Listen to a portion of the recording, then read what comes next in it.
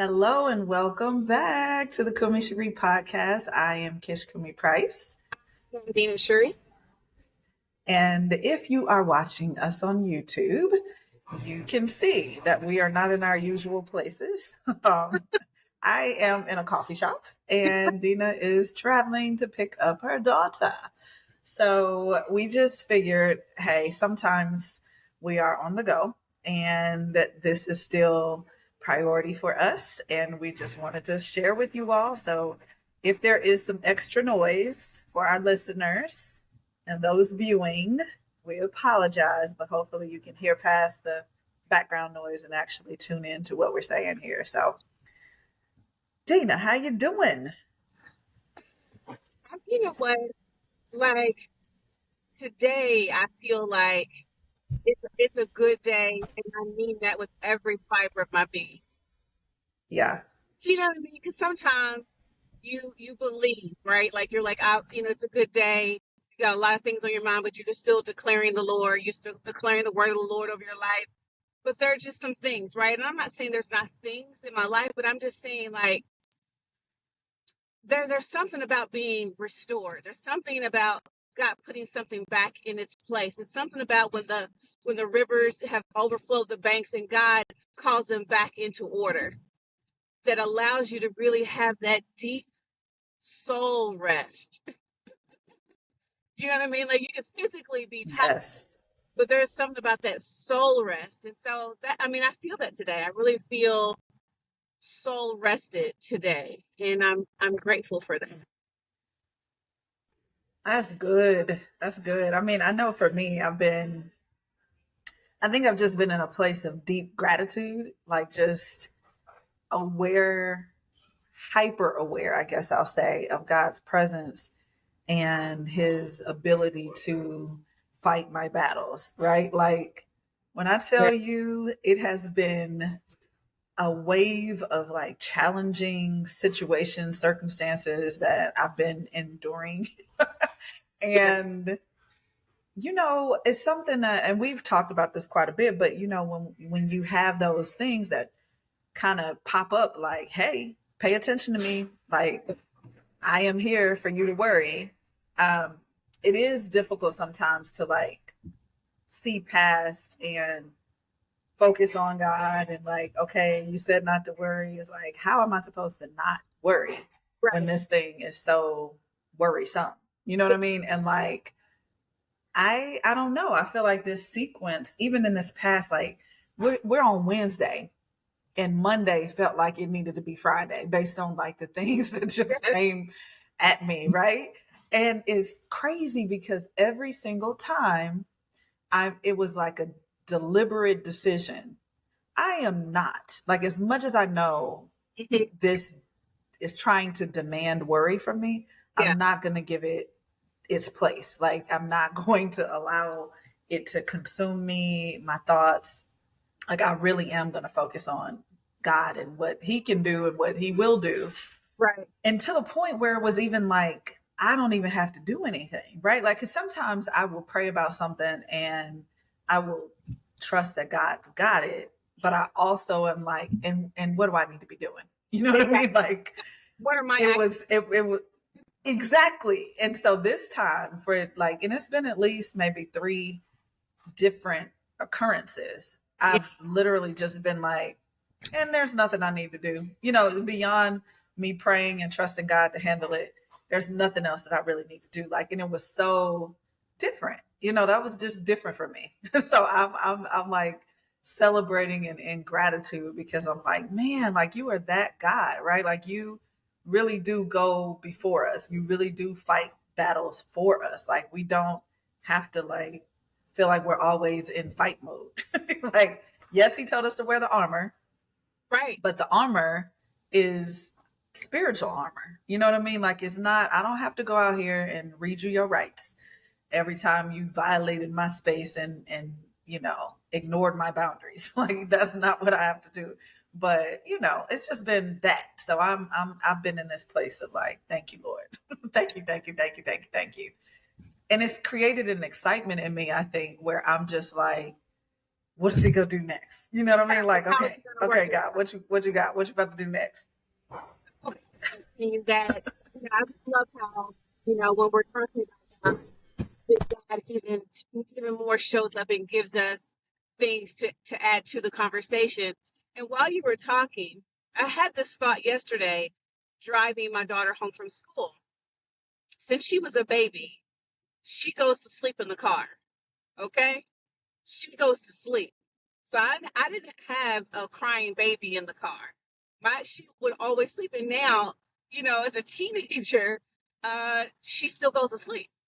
I mean, I got her for about, 10 minutes, you know, and she's had a hard day. She's taking a nap, right? And I looked over at her, gone, okay? Air conditioning on, she's out. And I looked at her and I just heard God say, "That's what I want you to do with me." Because we were talking about her getting her license. And she talked about, "Mom, you'll be able to sleep when I'm driving." And I said, "I don't know about that." I said, "Well, I don't know about that because maybe Right, right. High alert. the level of trust that has to take place when you can get in the passenger side or when you can get in the back seat and go to sleep.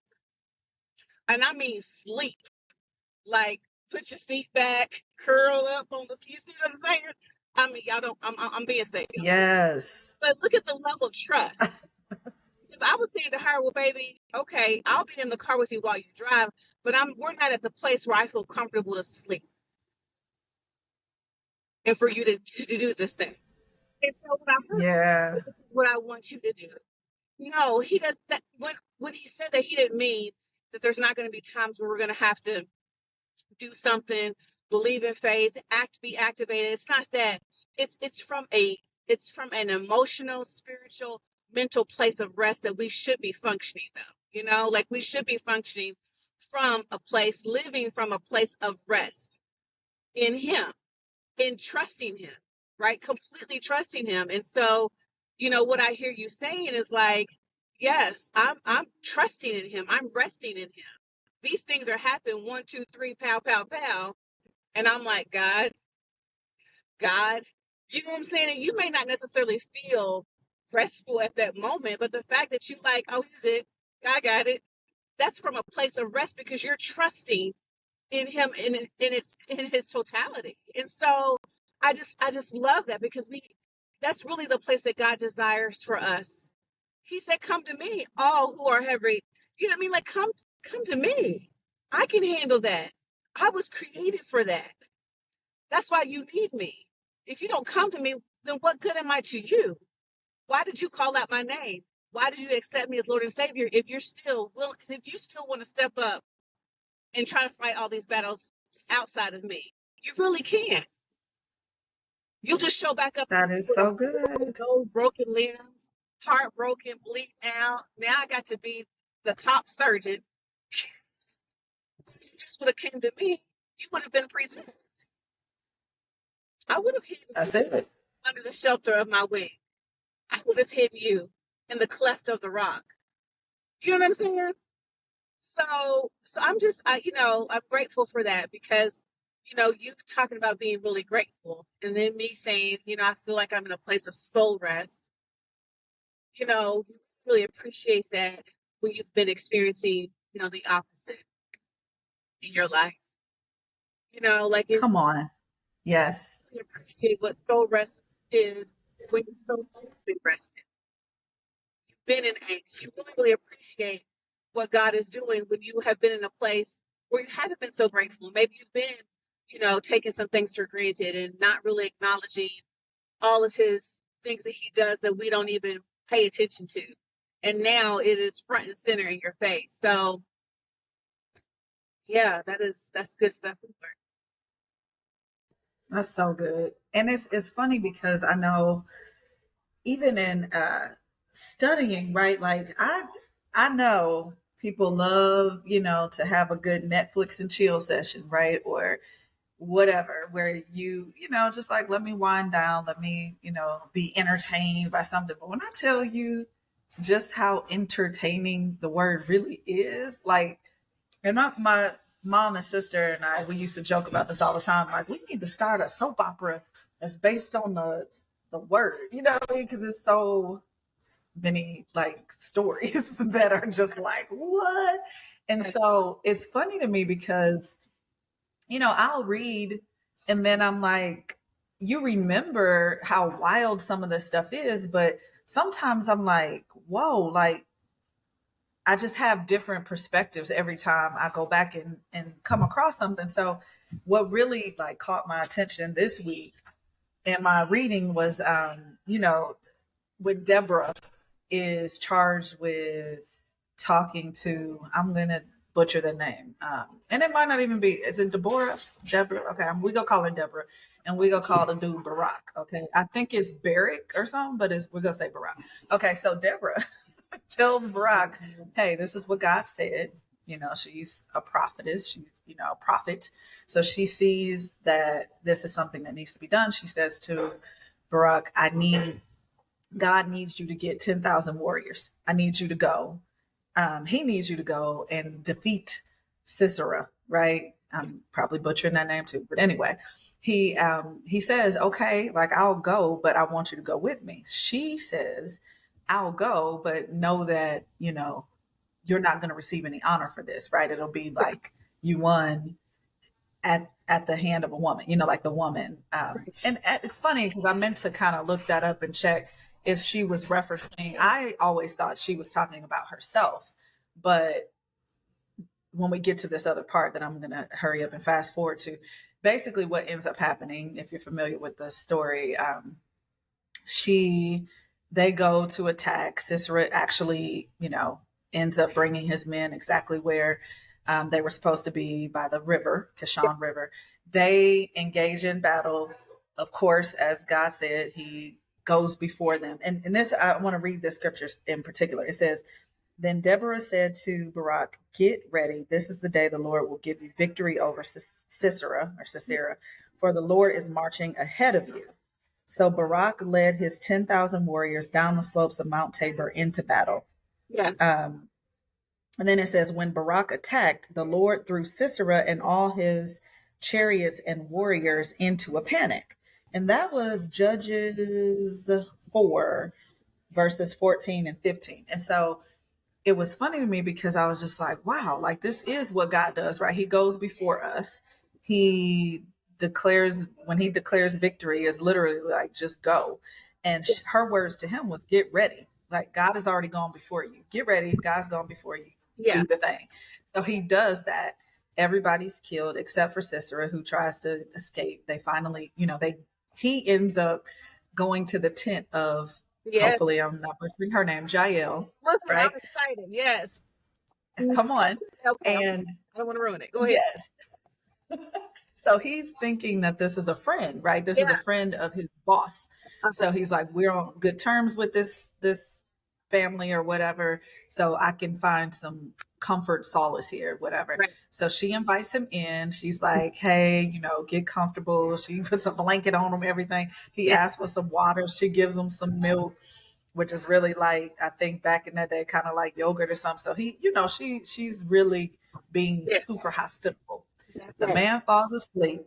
She goes and grabs a tent peg with Yeah. her left hand and a hammer with the right. When Yes. that man falls asleep, she drives that tent peg through It's the man's temple with one stroke. Okay, like they made that clear. It wasn't, she went ting, ting, ting, ting. She hit that thing, killed the bam. man. And what was crazy is it was kind of ironic to me because the guy, you know, Cicero or whatever, had asked her, hey, if anybody comes to this tent, tell them I'm that not. I'm not here. Like if they Yeah. come, yes. Instead, after she ends up killing him, when Barack comes to the tent, she flags him down, like, or, you know, in the area or whatever, like, the man you looking for is in here. Like, here he is, and he's dead. Yeah. They say because of her act, because of what happened, because of the obedience of both Deborah and Jael, right?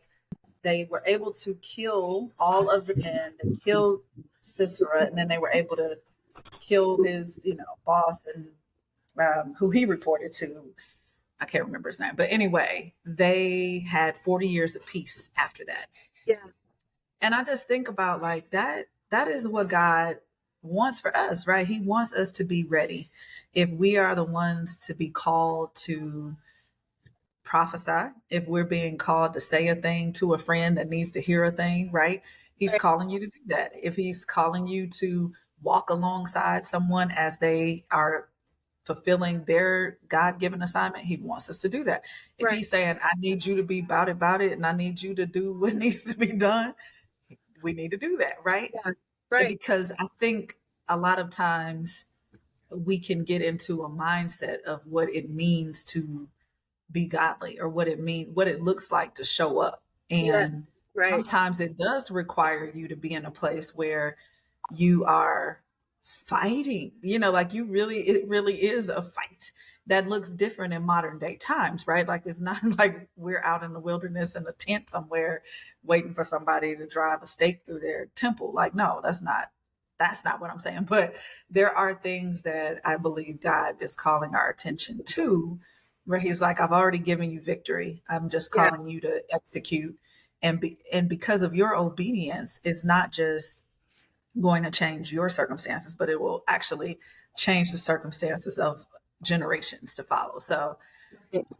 I don't know. I know that was a lot, but No, that was and it's so good because there's so much happening in that story that we really can glean from and really kind of get some clarity on what God is calling us to do in that particular season of our lives, right?